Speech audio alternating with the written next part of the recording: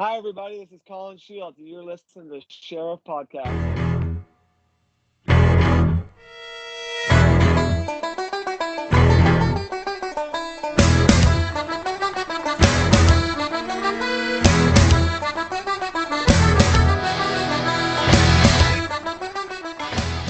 Welcome, everybody, to an exclusive episode of The Sheriff. Guys, today I have a gentleman that is a pure inspiration. He has an inspiring story, is finding out that someone has found their purpose. Okay?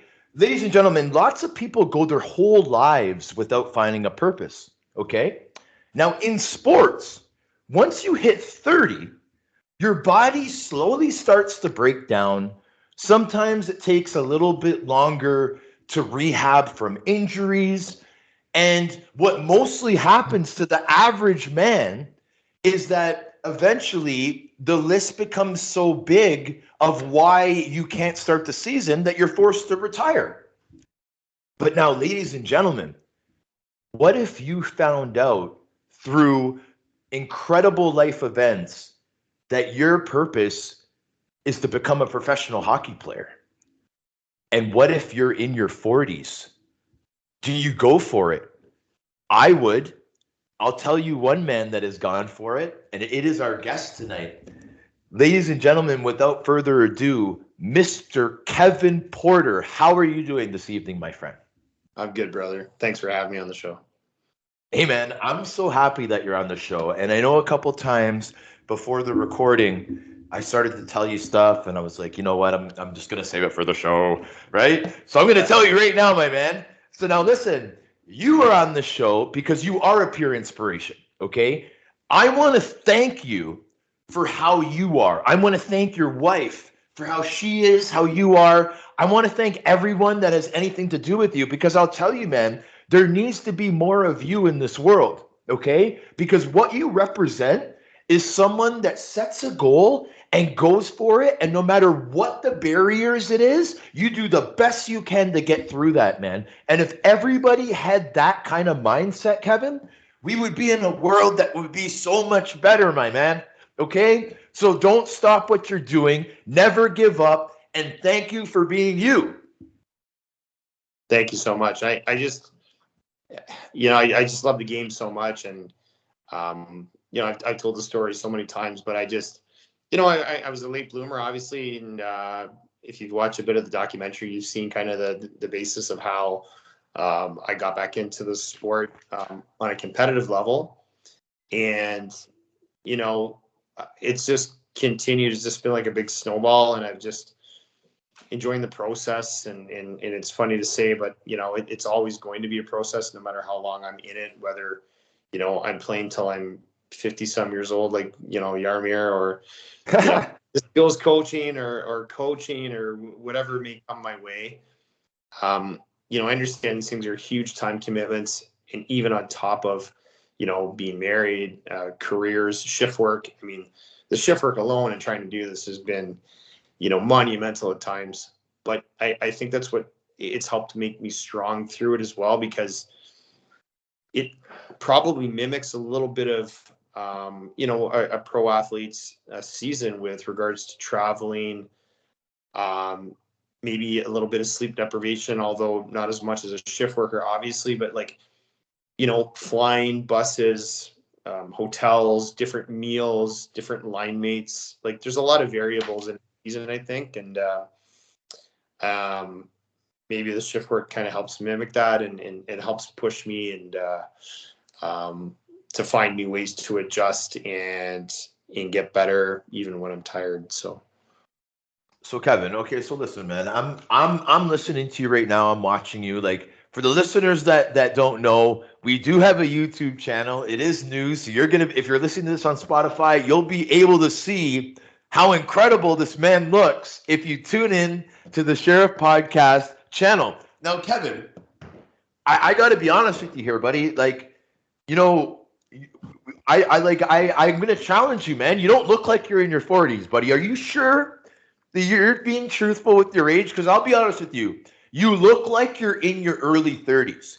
You don't look at a place Like if I went to an AHL camp and saw you, I'd be like, okay, it's probably in his like 10th year, probably a college guy. It's maybe 32. Well, I can go get my passport and my DL right now if you want. It's funny because when I got back into hockey, I considered, for a brief moment. I had an agent at one point, and Don Reynolds in Burlington, and he had sent some video out, and the guys were like, whoever he was contacting was like, he's at 1975. He's like, they're like, do you mean 85? And Don's like, yeah. And yeah. So, and then you think about, well, do I just not tell them my full age? Well, now you're lying, right? And nobody wants a dishonest player, and it sets a bad precedent. So, I honestly, man, a rock and a hard place. Here's the thing, right? It is what it is, and I've come to embrace it, and I've tried to use it, to my advantage, because if you were 20 and I'm 46 and I'm taking the puck off you or skating around you, that's psychologically damaging. So, like we all talk about like Brad Marchand intimidating guys and punching guys, and this player doing that and this player doing this to be intimidating. But what's really more intimidating than a 46-year-old that could take the puck off you and score or lay you out in a couple different ways?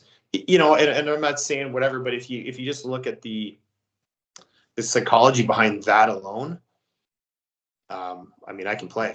So it is what it is, right? I hear you, man. Oh, so listen, so Kev, this is what I want to do. Like, and what I've noticed is that my bigger characters that I have on the show, I love to talk to them about the beginnings of their lives, because what I'm finding, brother, is that there's usually somebody that kind of like helped mold how big this character really became, like how big this Kevin Porter guy, what he stands for, and I'm doing my research, man, and I'm like, at least early on, it must have been his dad, man. I want to talk about Kitchener. I want to talk about how you were playing hockey before you could even walk, bro. And I know that your dad had you on those bob skates to have you leaning forward to try to train you that way. Can you talk about some of that kind of stuff? Yeah, like so many kids throughout the world that love hockey, and then people all over the world love hockey, guys and girls, and it was instilled in you. And Kitchener is still a massive hockey town, and huge. Yeah, like it was nonstop hockey when I was a kid, right? It was bob skates, it was backyard rinks, it was hockey on the TV. My dad's a hockey nut. He's a hockey collector, collects anything and everything to do with hockey. So, really, it was an influence that way. My parents were separated, divorced when I was 8. So to be honest, my dad wasn't in my life a lot till I was 16, until my mom passed away. In certain aspects, but my dad's a very hard worker.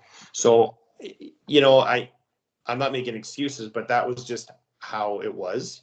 And maybe part of my work ethic comes from, him and seeing him work so hard, and then other things that I went through in my life as a youngster, and it just kind of molded me helped mold me into, part of the man I am today. So. Yeah, brother. And like, let's like, and if you don't mind, let's talk about some of these incredible things that happen at such a young age. And when I say incredible, I'm not necessarily saying it in a positive light. Like obviously, I was 6 years old, brother, when my parents got divorced. So I know exactly how that can impact a small child. You know what I mean? And then, I'm sorry, we're gonna say something. Oh, I was just acknowledging the fact. Oh, okay, right on. Yeah, man. So I totally hear you, bro. I totally feel it. And as soon as I read that, I was like, wow, okay, so now I'm really learning about this man, and I can emphasize with him, right? And then brother, like when I'm reading about Nana passing away, right? And then of course, what was the date? March 31st. Of course, and your mother passed away, and God bless her soul, bro, right? And these things that happen to us, they really do kind of guide the way that we go. If it's our new mindset, if it's us, being able to appreciate other things more, it's always something really major, man, that it causes. And then obviously with you, it caused for, like for one example would be is the career path that you went to, right? Yeah. And buddy, I'm watching this docu-series and I'm listening to your wife, talk about, why you became a paramedic. And she's like, Kevin really didn't want people to go through the things that he had to go to. And he also, if there was a chance that he could save, if something bad did happen to someone, you're the man that is going to rescue them. And you'll be able to avoid that way for them to have to go through the same thing that you went. Is that pretty accurate? Oh, it's extremely accurate. And as I grew up, I mean, obviously, I don't know if you saw the part about, breaking my hand in my last year. So, without going through all that again, that was what it was. And then, that's where I got hockey. But then I started to think about, okay, I got to go back to school at some point and I need to get like a solid career because, no money, no funny, this type of thing. And when I settled, I mean, I always wanted to be a firefighter and a paramedic. Watching Emergency growing up, my mom would just sit me in front of the TV for hours and I just watched the program and was like just totally enamored with like the job and the excitement and the variability of it all. And I was working, I mean, just as hard as I am now working with hockey, I worked just as hard to get through paramedic school and on the fire department. I dropped out of high school. Grade 10 was my last year because I just couldn't focus with all the stuff going on with my family. And, I was better off at Gold's Gym working out in grade 10 than I was in school. So now, okay, because we're at this timeline right now, like I have to ask you this. Now, I don't know if it was in the docu-series or when I was just doing the research, but didn't you get like extremely big, like in a good way when you're around 18? Like a specimen? Like what age was it where you really became like solid shape? Like, well, I mean, after I was, tasked with dealing with my mom's passing and my nana's, and it just kind of trips a breaker in you. And I just kind of went all in to try to bulk up and get as big and strong as I could for hockey that fall. And then, that's kind of when everything started to take form and I was starting to grow, into my body. My nana was very husky, very built. Her family back in the day raced in the Tour de France, right, from England. Everybody was super athletic. My dad's a thicker guy. And, I started to fill out, and then it was like, weight training. And I think the anger and the rage from dealing with the fallout of that, seeing her in the casket and that it just tripped the breaker. I mean, I can close my eyes and picture it like it was yesterday and use it as fuel, right? So, it was just one of those, defining moments in your life. Obviously, it'll never be far from my mind or my heart. So.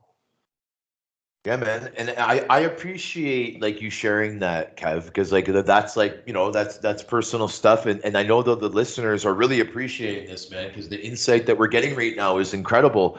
Now, I want to touch up on a couple things that you said. We'll add to them anyway. Now, first of all, Kitchener, Ontario. I know we're getting a lot of snow in Toronto this winter. But Kitchener is incredible for that stuff, though, eh? Like snow everywhere, and isn't there a lot of outdoor rinks there and stuff like that? I'm a Rangers alumni, by the way. I only played there half a season, but it was when I was 17, and it was the team that I played for when I got drafted to Buffalo. So it means a lot to me, Kitchener. I don't even remember my street that I lived on, but I had great billets. Jim and Mary Thompson. Jim and Mary Thompson, man, they were my billets. They were an older couple at the time. This is back in 2000 or whatever it was. Yeah, it's just I always remember. I mean, we always had rinks in the backyard, right? Growing up, we had nice sized backyards, and I was really fortunate that way. I mean, there's so many rinks in Kitchener, like at Lions Arena and Wilson, and when I was young, the annex that was like attached to the auditorium, right? The odd, as if you will. I practically lived there at KCI. Really? Columbia Ice Fields. Like there's a million arenas in Kitchener, Waterloo. So it was never far away from a rink in hockey. So yeah, it was a great town to grow up in and kind of lay the foundation, I think. Yeah, dude, I hear you. So now listen, this is where it's going to get really interesting. So I want to talk about the event that happened when you showed up on site and you had to do the primary search, man. You guys had to do a primary search. I think it was like 7 a.m. and there was it was high probability that there may be civilians in this building. Okay. Now I don't know if you guys had a heads up, but it became that it was an illegal grow up, right? And you had to go through. But I want to get you to describe it, but you had to go through like a couple different levels or layers to get into the thing and chains and all this crazy stuff. And I want you to tell me about what happened. But I know that it was Todd Sindri, I think you pronounce it, and Captain Mike Waite were right behind you. Tell us what happened, my friend. Yes, I mean, it was just first of all, like, I'll never say, I mean, if I say a routine Sunday morning, nothing is routine about our job usually, right? It's extremely dynamic. And like I said, and again, I've told the story a bunch of times, and it was Sunday morning. I was on the treadmill working out, right? Getting a workout in. So I was already warmed up because I was primed, ready for the call. And we had to go out to investigate smoke in an area. And we came across a house fire, like literally puffing from every crevice of the house, door, window. It's Sunday morning, Christmas lights are up, doors are closed, blinds are drawn. We did a buddy check. We looked at each other. We checked each other's flash hood or just to make sure everything's fastened properly. Because, a lot of times you are in a real hurry to get ready to make entry or to go into a structure. I just had a feeling. I said, let's do a buddy check. And it's like a lot of things at work. You're taught things, but a lot of things get left by the wayside. But I'll tell you, this particular morning, and I know those two guys will remember it, we all looked at each other and we're like, let's make sure we're good. And oh my God, we got up to the door and we did our thing, and everything was followed to a T protocol wise. It would have happened to anybody, right? So, when that happened and we went through, your life flashes before your eyes. I can't even begin to tell you how many thoughts I had going through my mind on the way down. I was like, oh man, is this how it's going to end? Like, mom passed away from a fall. Now what's going on? And then Todd landed on top of me. And then, we get up and I turn around, I'm looking at my captain's eyeballs are like giant gumballs. And then, my other coworker, Ken Steve, he had smoke inhalation. He was probably worse than us because he didn't have a mask on, right? So he took in some ladder. So, yeah, that happened to us and it was crappy, but it affects everyone in a different way, right? And I guess it's something that the four of us will always share, unfortunately. And but I can always look back at those guys and I'm so thankful about how they handled the call and how we were all safe in the end. Physically, I mean, my back was a little sore.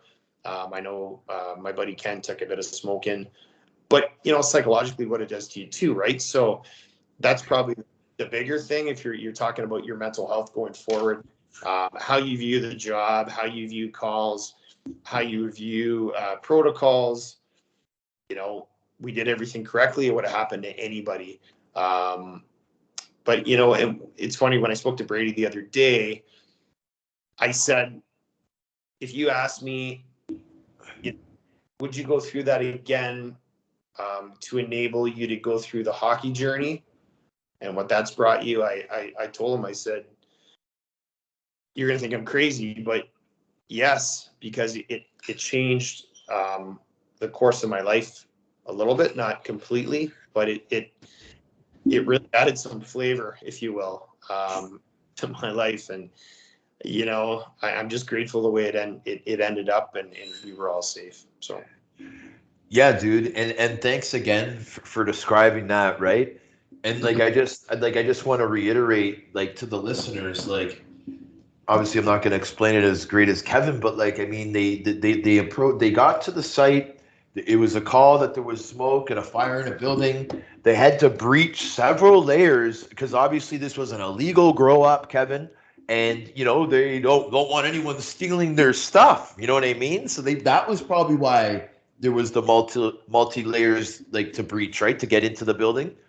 Yeah, it was honestly, it was a door, and then they had chains on the door. They had chains on the door. Yeah, I mean, it was a fairly quick entry. So you guys are experienced. You got through that no problem. Yeah, we have the key to the city, we call it. There you go. Okay. So, unfortunately, because the structure wasn't good enough and it would have happened to anybody, you fell through the floor and it was 15 feet to fall? Yeah, maybe 10. About? Yes. Whatever a normal floor. So all the subfloor was burned out. Okay. So now. We have thermal imaging cameras. Okay. When you look at ceramic flooring or glass, you can't tell because it reflects back. So you're not getting the true kind of what's going on. And, there's fire up all around us. So you're going in, right? You're trying to knock down fire as you go past it. And then meanwhile, the floor breaks and you go for a ride, right? So, it happens to a lot of fire crews around the world, and it's not fun, right? And I don't like to say it's part of the job, but it is part of the job, and unfortunately, and it will happen again to some poor crew at some point. You do everything you can to try to avoid it and mitigate it. God forbid it does happen, but the job's ultra hazardous, and just like being a paramedic, right? There's all kinds of crazy things that we're subject to, and it's just, they're ultra hazardous jobs, and it's just part of doing it. So now, and thanks for sharing that, Kev. So now, this, like you said, everybody reacts to situations differently. And what this situation did for you is it kind of gave you an epiphany of, you know what? I was shortchanged a little bit when I was younger. I had some really messed up stuff that happened, man, at a young age. And that's not fair to a kid, right? And so you're thinking, you know what? I'm going for it, right? Like, am I on the right path so far? 100%. I'll tell you, you know what? When my mom passed away, the day that I found out, my favorite movie is Rocky IV. Yeah.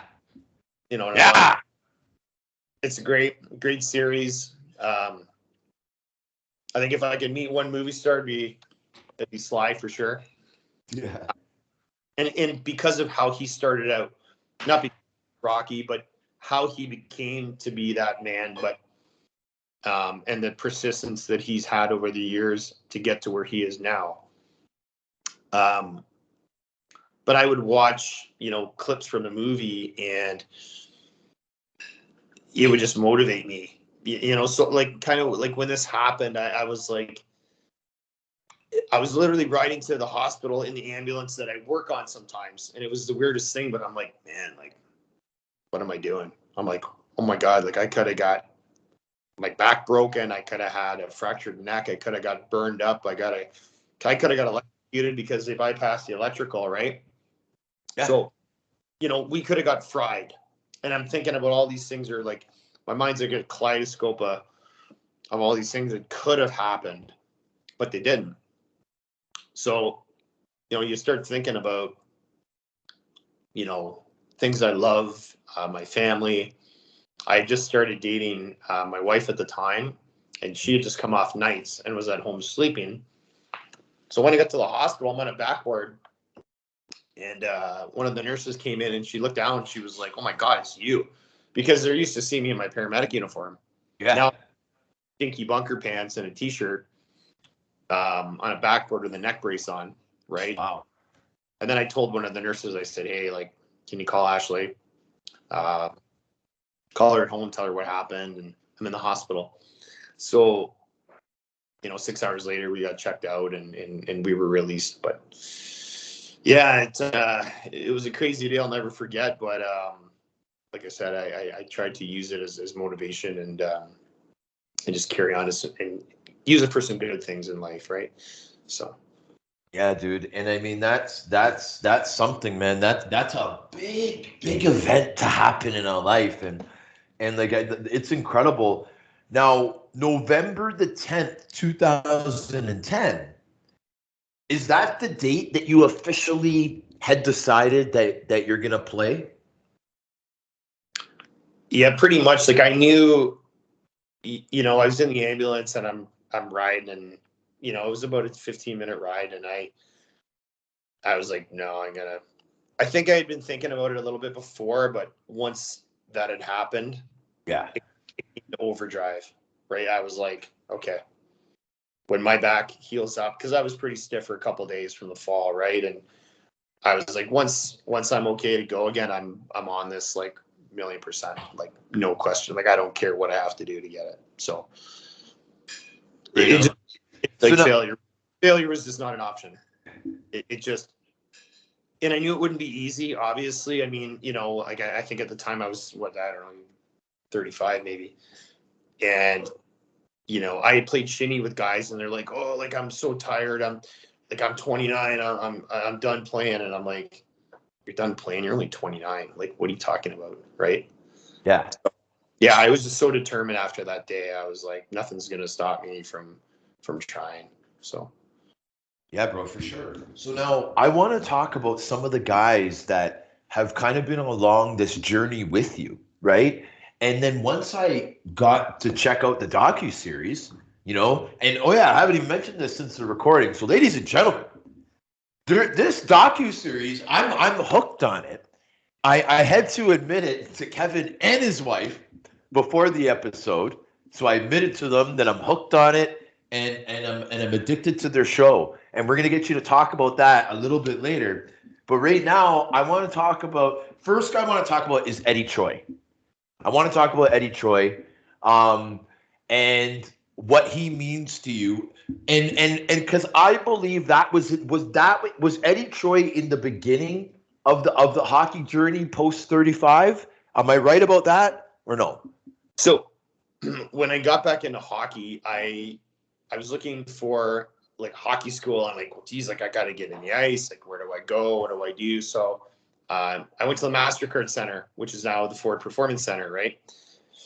So I went down there and I was kind of snooping around, and I found Journey to Excel. So Journey to Excel is run by Adrian Lamonaco and his wife Jennifer Botterill. So I talked to Adrian about doing a private. So I did a one-on-one private with Adrian just to see kind of what I needed to work on and kind of a plan of attack, so to speak. And it was the most humbling hour of hockey that I've ever had. Adrian is a wonderful skills coach. I don't know if you know him. His skating and his shot are like, I mean, the guy could still play 100%. And I even teased him. I said, we should go to free agent camp one year, just get on the same line together and have some fun. But that was kind of the foray back into it. So I was training with Journey to Excel for, 3.5 or 4 years at the onset. And then I met Eddie about 4 years ago. Okay, cool. So to answer your question, I'm not, I don't know that gentleman, but his wife, I've been to her house in Winnipeg, her parents' house, because I played with her brother Jason. You said Jen Botterill, right? Yes. Sportsnet's Jen Botterill right now. Yes. Yeah. So Jason, I played with for 2 years in the beginning of my career in Rochester. He was there, and when we went to play the Manitoba Moose in Winnipeg. Yeah. The whole team went to Jennifer and Jason's house. The parents had our whole team, Rochester Americans, whole coaching staff, trainers, over for dinner. Nice. Isn't that crazy though? So obviously the mom couldn't cook meals for all those people. They ordered pizza, but had the whole team over at their house. Yeah, Jennifer. And what's her husband's name? Sorry? Adrian. Adrian, and he's a former player. Yeah. Yes. Yeah. Yes, buddy. All right, awesome. So next guy, and I got a big smile on my face for a reason. Next guy is Jim Thompson. Yeah. Okay. Jim Thompson, man, I think the world of this guy. Man, I got to meet him at that golf tournament that I was telling you about with Steve Ludzig. And dude, I want to hear what you have to say about Jim Thompson. Yeah, Jim is a wonderful person, and he helped me out in so many different ways. I trained with him and the kids in Thornhill and Aurora for a couple seasons. Just a good person all around. He's helped me. He's been a big advocate of what I've been trying to do. He's brutally honest with me at times. With everybody. Always honest. Gives me his honest opinion and advice. And, he's a good man. I went to a game a couple weeks ago, a month ago now, when I was working in ambulance. We managed to get over to the rink to see the game. And yeah, it's a great friendship I have with him. And he's very attentive when you talk to him. There's not a lot of people that can actually just look at you nowadays and hold a conversation and like he's full on. Like when you talk to the man, he's full on. Yeah. Listens, reciprocates. And it's he's just a good person. I love Jimmy. What do you think of his hair? He's got great hair.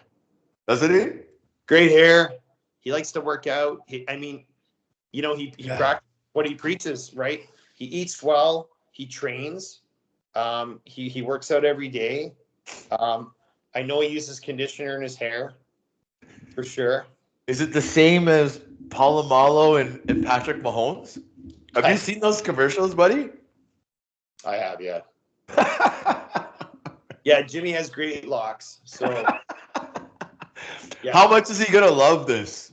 I loves it, but he's got a heart of gold, right? Like, yeah. We talk and I can joke about this, but he's got a heart of gold. I wish we lived closer. I mean, I know Aurora's not too far, but yeah, he's got a heart of gold. And he's touched a lot of kids' lives, and he continues to. And Jimmy's done a lot of interventions for kids, right, with drug abuse and all kinds of different things. And he's been down that awful road. That was one thing with me growing up. I had a lot of outlets. Like I had the gym. I had, I was in kickboxing as a youngster. I lived at Gold's Gym in Kitchener and Popeye's Gym. Okay. And, got into bodybuilding, competitive bodybuilding years later in the Firefighter Combat Challenge. So I've had right. I've had a million physical outlets. And had I not had those, like, who knows what path I may have gone down. Right.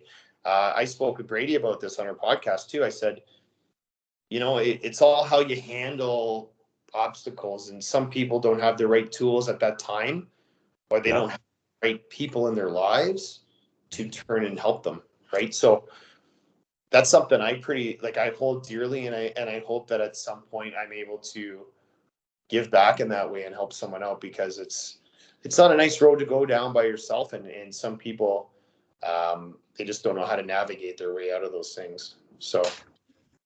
Yeah, dude. Okay, so Kevin, hold on. I'm not going to let you off that easy, brother. There's something I just heard there. So when I'm doing my research, I'm seeing this guy with these amazing, amazing social media accounts. And this man is showing the dedication and hard work. So he's showing like a workout. I'm talking about you, by the way. He's showing a workout, and I'm like, man, is this guy ever in good shape? You mentioned Jim Thompson's in good shape. Jimmy's in good shape. You're in really good shape, man, right? And I'm thinking, wow, okay, so he's in that good a shape. He wants it that badly. He's got the good attitude, the good player attitude. I know that you're firing the boys up on the bench if there's a scrimmage, or I know you're doing that just by your personality, right? I know that you're in the dressing room after, the first period and, come on, guys, let's go. Like, you're the team motivator. Because I had to do a lot of those things. I like to think that I have some of these personality traits, good ones that you have. I like to think that I do too. And that's what I did when I played pro. So I know that you do that, right? So I'm like, you know what? This guy's going to do this, man. I'm like, he's doing it. Because there's going to be a time when it's the right time in the right place. And trust me, I try to explain to people. They're like, well, what was it like to play the one game?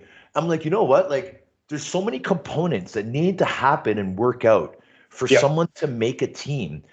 The team, it has to be a year where that position they're very light on. it has to be that the guy's just feeling so good for those 3 days of camp. Yeah, There's so many things, man. 100%. Do you agree with these points? I do, and that's why I don't. That's why I don't stop, because I know, you know, I whatever. I mean, I know for a fact that people probably think I rock some ahead of times, but you know, my retort would be, well, why would you not do it, right? You know, why would you not do it? Like, you want to wake up with regrets tomorrow? Like, I know what I want. I mean, when I walk into that MasterCard Center or the Ford Center into the rink, like, you know, you watch, and I'll reference another Sylvester Stallone movie, Over the Top. Like, you know, he put the hat on backwards and he's like, I just become a machine. You know, like, I just switch my mind on. And, you know, I just try to lead by example. I go out there and I would just take one shift at a time. And, you know, I kind of know my role, what my role would be, what my strengths are, you know, what my weaknesses are, things to do, things not to do. And I just try to cover all my bases when I train. So that if I do get another opportunity, that hopefully I can contribute and like you say, fit into that, be very pliable and be extremely versatile. You know, when I do skills, I try to stack skills so that I'm like always doing game style plays and drills that directly translate into a game situation, right? So, you know, that's just how I train. And you know, with all my cross training with martial arts and Muay Thai, like, I can, you know, if I had to fight, if things get rough, okay, we can go down that road if we have to. If it's a speed game, right? And some games are faster than others. And you watch a game, the first period, you're like, oh my God, these guys are playing pond hockey. Second period, and it's like, wow, like the game's changed, the tempo's changed. Watch when the playoffs start in the NHL, the tempo's changed, right? So Yep. I just try to look at my training, and I've covered so many bases that I wouldn't feel uncomfortable in any situation. And, you know, I just, you know, obviously I'm not doing this for money. I'm doing it because I genuinely want to compete at the highest level I can. You know, I've never come out and said to anybody, my aspirations are to make XYZ team and win, you know, XYZ. I just want to compete at the highest level, and, you know, wherever that takes me, that's great. But, you know, I'm just trying to cover all my bases so I can create opportunities for myself. And then I've had a couple, you know, I haven't been able to make good on probably the most important one I've had to date, but I didn't let it stop me. It actually just motivated me more. So. Yeah, dude, and I'm absolutely loving it. Like, I don't know if you can notice, buddy, but I'm on like the edge of my seat listening to you, right? And like, I know the listeners do too. And bro, this situation is so unique and special that it's I feel blessed to be able to talk about it with you, man. And like for the listeners, like, okay, so this gentleman realizes that he wants to fulfill this dream that he has, that he's got a purpose. This is what he wants to do. People go lifetimes without figuring something like this out. He has the mindset, he has the discipline, he has the drive. Man, when I watch this guy's docu-series, do you know how many times I heard that word drive, Kevin, from different people, like explaining how you were? Like, that's what it takes. That's what drew me. That's why I'm a big Kevin Porter fan right now, right? And trust me, man, when the listeners understand what this story really is, you know what I mean? They're going to probably listen to it a second and a third time, Kevin, because they're going to be like, I got to hear that part again, right? Like, that's how awesome this is, okay? So now you're at a point where you're doing private lessons. You're all in. You are all in, because I know the money it takes for private lessons, man. I know what's involved in that type of stuff. I have lots of buddies now that do it, because obviously, bro, we're at the age where, our buddies are all coaches and stuff like that now, right? Because not everybody can do longevity like you, my man. You're Mr. LeBron James of hockey. Not everybody can do this, man. Right? So no, but hats off to you for that. Right? So now you're doing the privates now. I thought it was so cool seeing you like with the Aurora Tigers and stuff, right? Like when Jim Thompson was going there, because really, man, like especially guys that are at the NHL and AHL level, a good skate, as you know now, going to all these different skates, a good skate is a junior A tier 2 skate. If you're a pro, like if you're an AHL guy like I was, I'm an AHL guy, so when I go out to skates, the only ones that are, have a higher level are the NHL guys. I'm usually the highest level because there might not be an NHL guy out there, right? Yeah. But if I go to a tier 2 skate, man, it's a good skate, man. Those are good skates. So when I saw you were doing that, I'm like, man, that's perfect. That's how NHL, AHL guys, East Coast guys, that's how they train. They go to junior skates. Yeah. You know what I mean? That gives them more confidence. They're able to work on certain things, whatever. Then they go to a pro skate that maybe they got to pay $20. You know what I mean? And whatever. But that's how it works. And I loved it, man. What was it like? Like, did you feel, are you the type of guy where you might be older, but if you bust your ass and you work hard enough, you don't feel embarrassed being out there with 17, 18-year-olds? You're busting their ass. Hopefully you're showing an example and that they learn something with you being out there, right? It's funny. So I'll use this example. So I was very fortunate. It was 3 or 4 years ago now. I got invited to Rapid City Rush. Yes. So at the time, they weren't affiliated with Phoenix like they are now in Tucson. They were an independent, but they had a loose affiliation with Cleveland and with Milwaukee of the A. So, I was really fortunate. I got the call from Nello Ferrar at the time. He was the assistant coach. And how I got the tryout was some video was forwarded by a former St. Louis Blues player to the team, and they called me. So, be nice to everybody in hockey, on social media, kids. Don't slag anybody. Don't write anything stupid. Like, be nice. If you're going to put a video out there or say something, just be very cognizant of what you say and what you do, because people do see this stuff, right? So I was very fortunate for this gentleman to send this video. I was able to get an invite to the main camp. And, when I got out there, one of the guys in the dressing room who I really took a liking to thought I was the new coach trainer. He was like our pizza trainer. And I was like, thanks, man. No, I'm here. I'm a free agent. I'm here for a tryout. So we had some fun with that, and then we had to do this. We had to do this run around the track, and it was a 2-mile run. And I had gotten out there, and now I'm at 4,000 feet above sea level, and I'm not a runner. I'm in superb shape, but I am not a. How was your cardio though? My cardio was off the charts, but the problem is when you don't run, you don't run. That's right.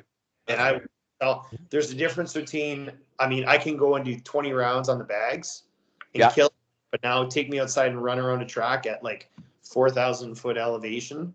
It was challenging. So the next day we were doing sprints at the training camp. And, I was like, man, I got to beat every guy out here because, or else they're going to really, really think I'm out of shape. And I managed to do quite well at the, with the speed component of the camp. And that's what I tend to focus a lot on that in my training and doing lap times and sprints and use parachutes and all kinds of things. And I think that's what helps me play or gives me the potential to play at my age too, is my speed. And you can be very disruptive of plays. Back checking is easier, penalty killing, just your staying power is a lot better. So, yeah, dude. Okay, so now this is when it's getting a little fun because I love talking about experiences that me and my guests have both had.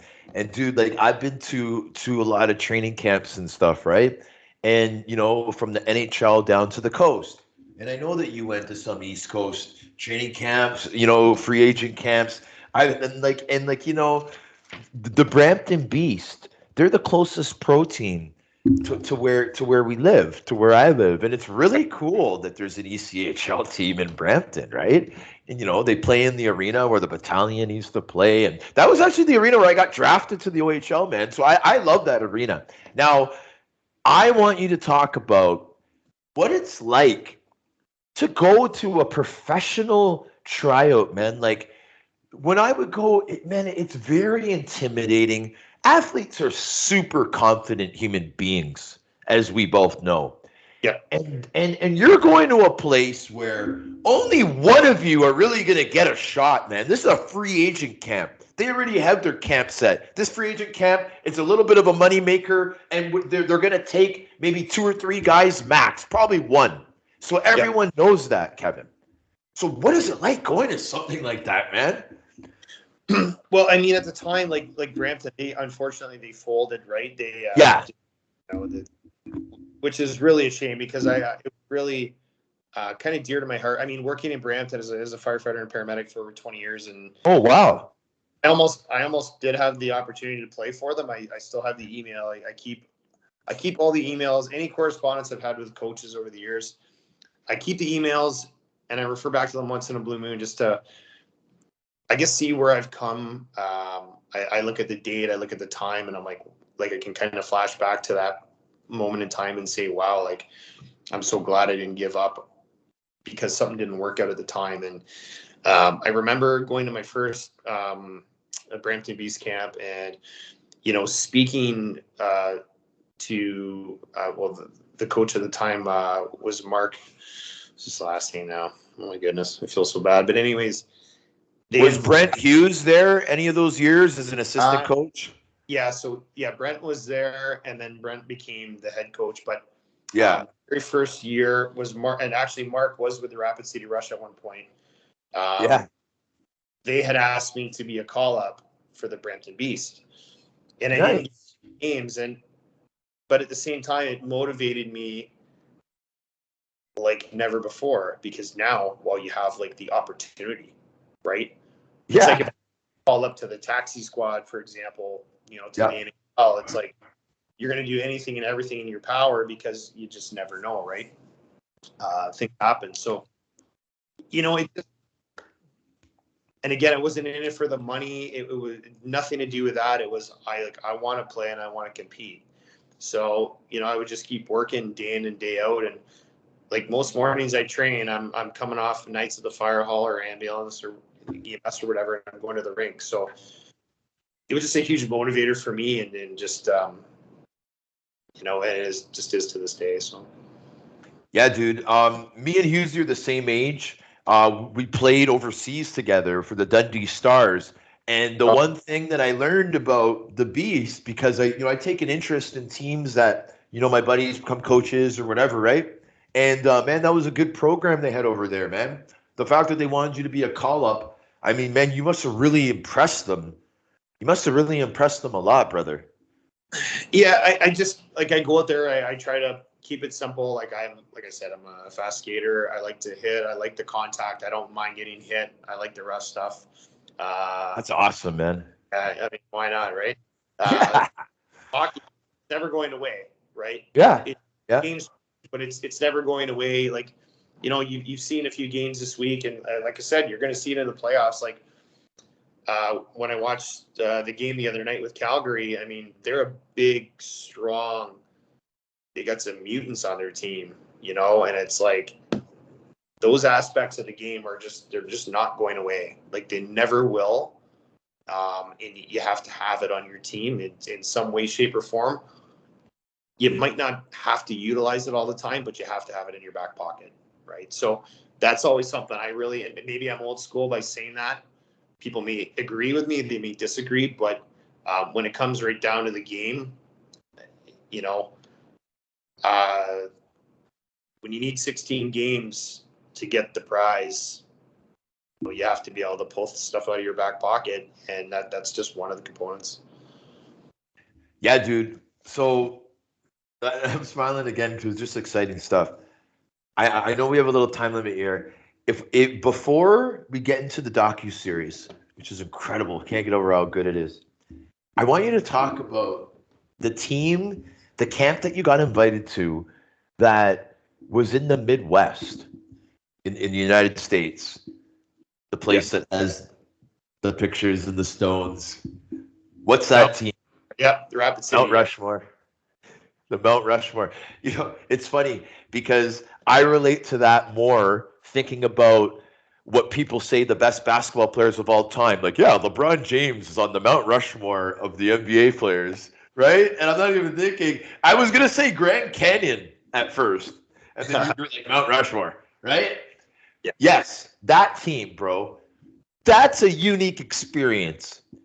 We're not from too far away from each other. You know, you're Kitchener, I'm Toronto, you're now Burlington, I'm Scarborough, right? Yeah. But where that is a different culture, different weather, different everything. What Yeah. was that kind of experience like, my man? You know, I saw a little bit of it while I was there. I was so focused on The camp.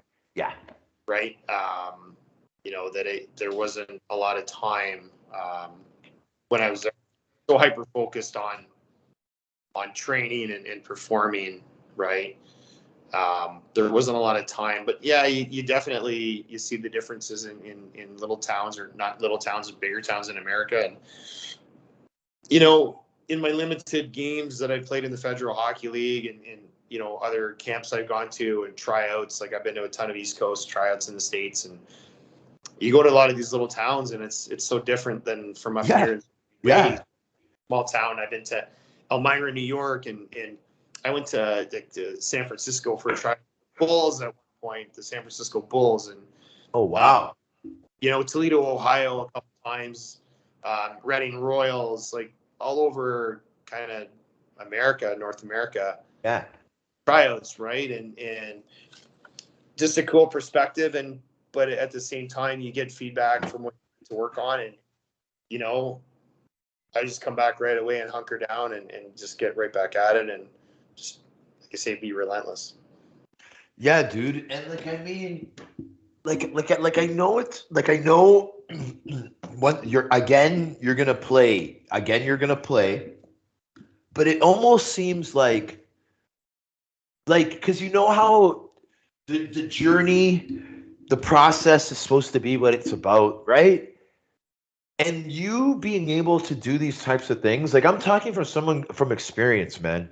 Like I played in Rockford, Illinois, bro. I played in Rochester, New York. You know what I mean? I got to play in big cities like Chicago Wolves. Got to live in Chicago, dude. There's nothing that can replace those type of experiences.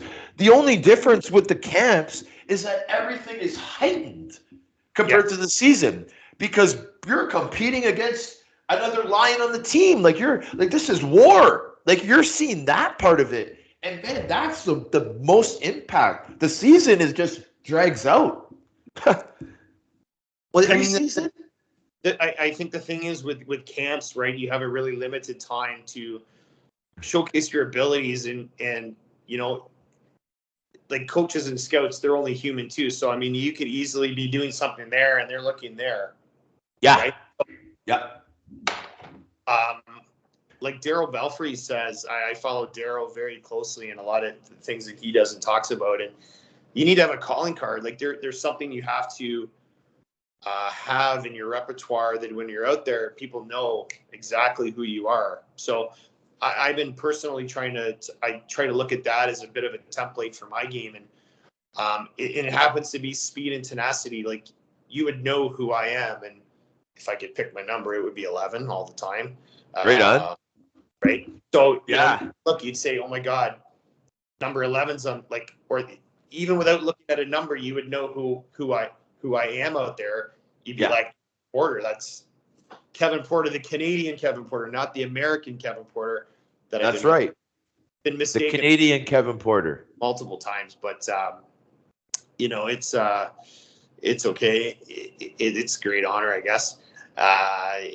You know, it's just, what do you have that you bring to the game, right? That you can stand out and be effective in any situation. So, and, you know, to be a bit of to build like that spider web, as he would allude to, of all kinds of different skills, right? That you can tap into at any given moment. I just think it's so wonderful. I'm so enamored by the analysis and the way it is. And that's why I love the game so much. And I'm able to just kind of, you know, keep chipping away at it and investigate, use myself, I guess, as a bit of a lab rat, if you will, a guinea pig, to see how good I can get and how I can transition that to a game and be competitive and win. So. Yeah, dude. And thanks for sharing that.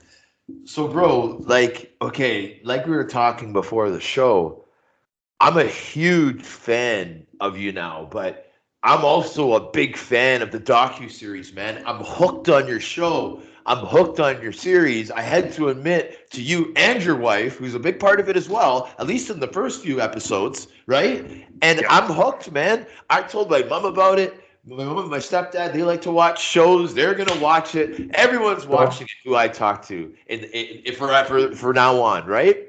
So now I want to know about like how did they contact you? How long did this process take? Like I'm learning now like how long these things take, man. Like the AJ Galante thing on Netflix, when he came on my show, he was like saying like 2.5 years it no, for took. sure. Yeah. So what happened was, and it's funny because I'm fortunate to I've had some articles done on me, and how Ryan Maines from Hollywood Suites found out about this was the Toronto Sun article on the front page, and Hollywood Suites. Yeah.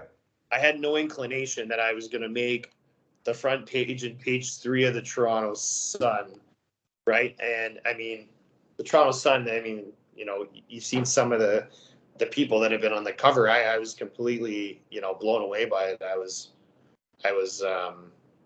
took some good heat at work for it, but it was fun anyways. Yeah. So Ryan Maines from Hollywood Suites, he read the article and then they contacted me on LinkedIn and we had a lunch meeting and they proposed what they wanted to do. And, I was a little skeptical at first. I was like, oh man, these guys are going to follow me around at the rink with a camera. And I'm like, is that going to what am I going to be viewed as, or how are people going to view me or look at the process? I didn't want it to get in the way of my training whatsoever. That was my biggest stipulation. I'm like, it cannot interrupt my training in any negative way, right? Because when I go there, like I said, my mindset is I'm a machine when I walk through the door. I switch on, I got the earbuds in, I say hi to whoever, but I'm switched on, you know. And it's just how it has to be because 50 minutes, the Zamboni's coming out, you're getting off the ice, right? Yeah. Got to Yeah. make your time.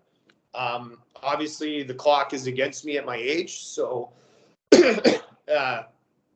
that's why I'm so hyper focused when I'm at the rink, and I think I would be anyways, right? But I just realize that times of the essence. So, when I get in there, I'm all in, and I just expressed to Ryan and the crew, I said, just stay out of my way. I don't want to run you over your $50,000 camera on the ice, and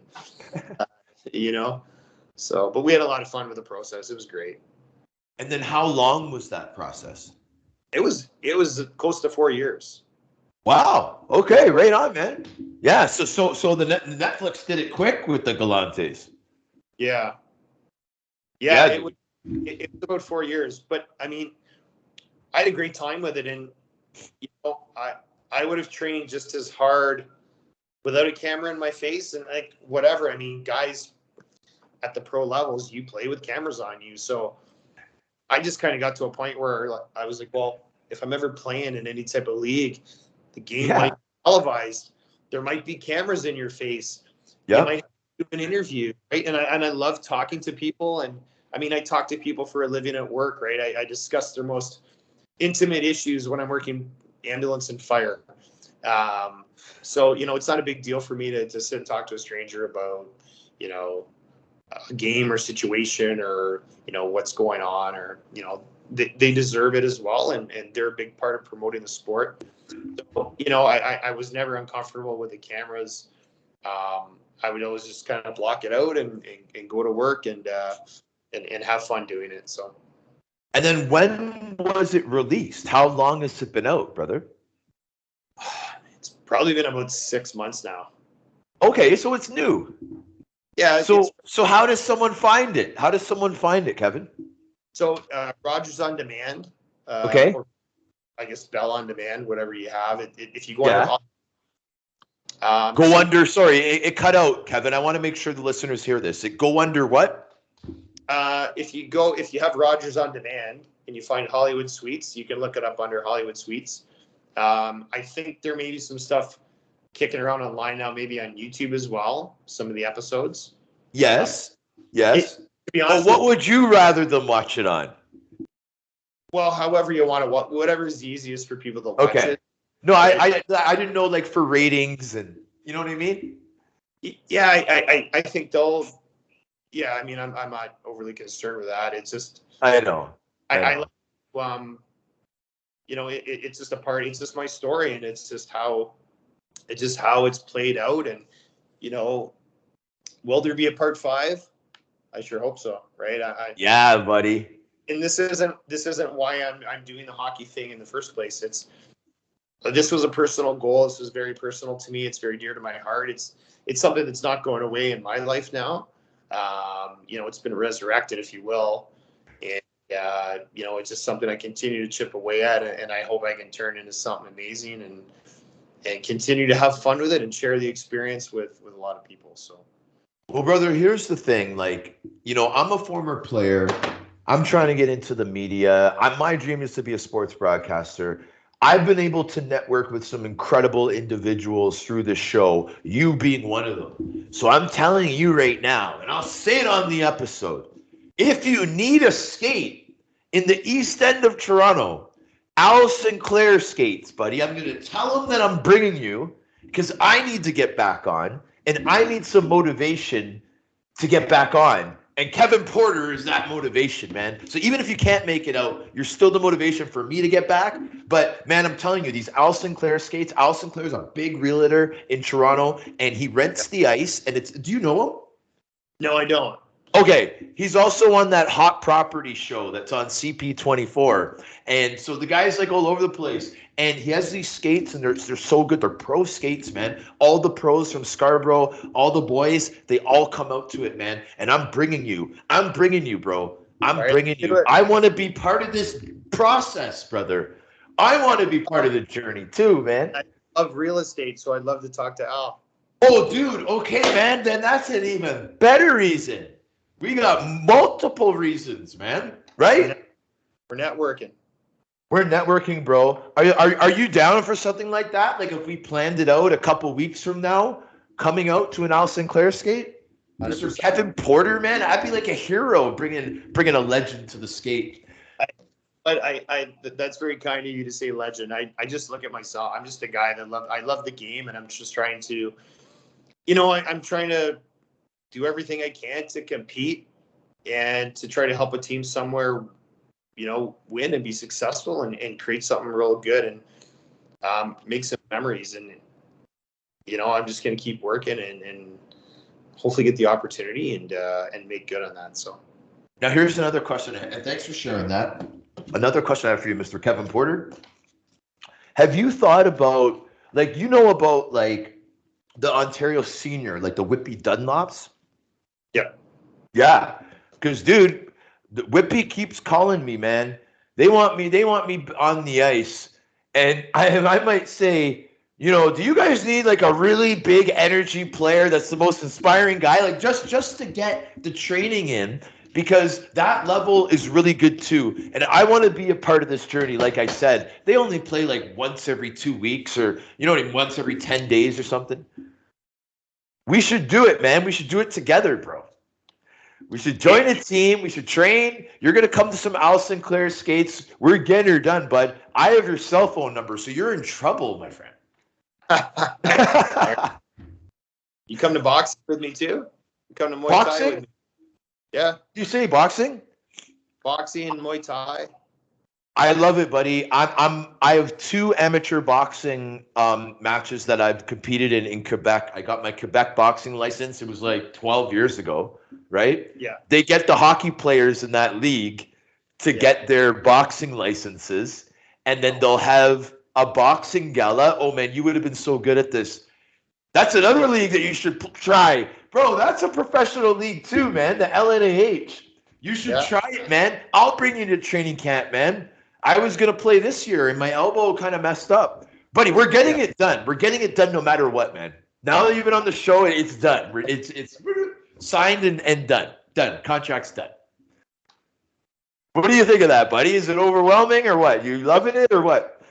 I won't close any doors. Like I said, I'm just going to keep working. And the way I view it, and I think how I've been able to keep pushing myself is if I can train after working a 24-hour fire shift, and sometimes the shifts are good, sometimes they're not so good as far as, our call volume.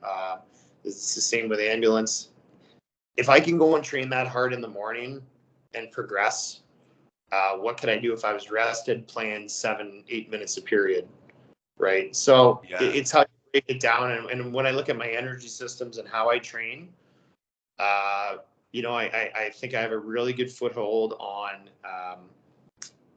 I'm ready. Like, I'm ready to go. So, it's the people that train me. I've been able to align with some really. We're very fortunate in the GTA, right? With access to gyms, trainers, and training has progressed so much over the years. Nutrition, sleep, rest, rehab, prehab, all these sorts of things. They take advantage of everything, and I think that's why I've still been able to keep myself in the type of shape I'm in, and like, I'm ready to go. I'm ready to go. Bro. So, bro, where do you work now in the GTA? Where is it? I know you mentioned Brampton at a time. Yeah, so I work for the city of Brampton as a firefighter. Okay. I work for the Region of Peel as a paramedic. I work for York Region as a paramedic. So sometimes I'm in Scarborough on the ambulance. Well, quite often, actually. Oh, yeah? Right on, bro. Awesome. So 24. Sorry, go ahead, Kevin. Go ahead, sorry. I'm like CP24. I'm everywhere. You're like CP24. You're everywhere. You see, that's hilarious because I believe that that's a hockey saying in the dressing room, bro. You're such a hockey guy. It's only meant for you to be able to play, buddy. I'm telling you, man. I'm loving it. It's like it's really relatable. Guys that are going from hockey to the fire service to the police service to paramedics. Yes. Totally interchangeable. And I have like a buddy of mine, Dave Brohl. You probably know Brohl, the Bulldozer. Oh, yeah. He's a firefighter in Oakville, right? And I'm like, I'm trying to be a hockey player. You're going to become a fireman. He's done his hockey career for now, and he's become a firefighter. And guys I know that are pro hockey players, they've gone back to school for firefighting. They want to make that. It's just how it's worked out for me, and I'm having a barrel of fun with it, and but I'm deadly serious about it. I mean, if I got the right opportunity, who knows what would happen, right? But I can just keep working, and it's going to translate into something good, and I'm fully confident of that. Of course it is, buddy. There's nothing bad that can happen out of a guy training his ass off and going for a goal. There's nothing, buddy. It's all positive. And to add to that, dude, I think it's incredible that you look at this where, like you're saying, like, my window is closing, but I'm hungry and I want this. And I think for some people that might cause anxiety. For you, it causes excitement and wanting it even more. Am I right about that? You're absolutely right. And I know this, and I can make this very clear. I mean, I'm an extreme underdog. Okay. Extreme underdog, but I have nothing to lose, and I know exactly what I can do. And I have a set of skills. Like, I'm going to start sounding like Liam Neeson from Taken. But, I believe, like, I have a set of skills that I could use and be extremely effective given the right situation. So I just say, fuck it, and I go for it. And that's the first F-bomb I dropped on your podcast. That's fine. That's fine. I honestly, at the end of the day, I just don't care what the naysayers think. I don't care what hockey pundits say. Like, I can't be worried about any of that stuff, because everyone's got their opinion. Everyone's got their reason. Everyone's got their sad story, what they're going to tell you. But, like, at the end of the day, do you want to be the guy looking in the mirror saying, man, I wish I would have pushed it a little harder? That banner is missing on the wall because we didn't push it that little bit more. We didn't get over that hump, or I didn't get that trophy. I didn't get that opportunity to compete because, something was missed. And I don't want to be that guy. It scares me. Like, it scares me in life. I've seen too many, like, I've been through too many crazy things in life myself. I've been through, I've seen too many people lose things, and I've lost too many things to to not give it 100%. And I kind of like being that underdog guy that no one thinks can pull it off. Because then you can, because I mean, people underestimate you. Nobody knows how old I am underneath the gear. I mean, yeah, they might know how old I am, but it's not going to change your performance. Like, it doesn't really matter in the end what people think. It's can you do it? Can you pull it off? Right. So that keeps me motivated to no degree. So let's just get her done. No excuses, just results. I absolutely love it, buddy. I've watched Arnold Schwarzenegger motivation. I've watched this. I've watched that, buddy. All I need to do is watch our episode, buddy, and I'm getting fulfilled with all those things I got out of those motivational, so-called motivational guys. You're the guy. That was inspiring. Just to end there, we're gonna end it on that because we've already discussed. I know I put you on the spot, but we've already discussed. We're already having a part 2, buddy. Right? We've already discussed it. So I'm going to let the listeners know that will be coming up in the very near future. I really appreciate you coming out. I'm sorry, my friend. Do you want to meet me at the Bluffs tonight at midnight and fight? Hey, man, I don't want any problems, bro. Hey, man, have you been to the Bluffs? Have you been to the Bluffs, though? Scarborough Bluffs? Yeah, it's nice though, eh? Beautiful out there. Have you gone up to like right up the cliff, or have you been to like the yacht part? I've been to both. Oh wow, man! So you know what it's about. You've seen that view.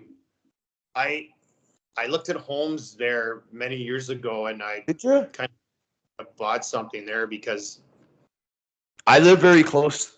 Yeah, I live very close. Like I live off of Old Kingston Road, and you know Kingston Road between like McCowan and like Midland is like that main part. I know Brimley is where the cliffs are, or Park Lawn or whatever they call it there. But it's so cool, eh? Man, that's awesome, bro. I'm glad you're coming back for a part 2. I'm glad that we learned so much and we're inspired so much today, buddy. There was so much insight. You're such a good storyteller. You are so interesting, right? And dude, you're never gonna stop. So this is just a positive upon positive upon positive, and I want to thank you again for coming on. I know it's the 3rd time I said that, but we're going to end it now here, guys, and we're going to sign out. Woo!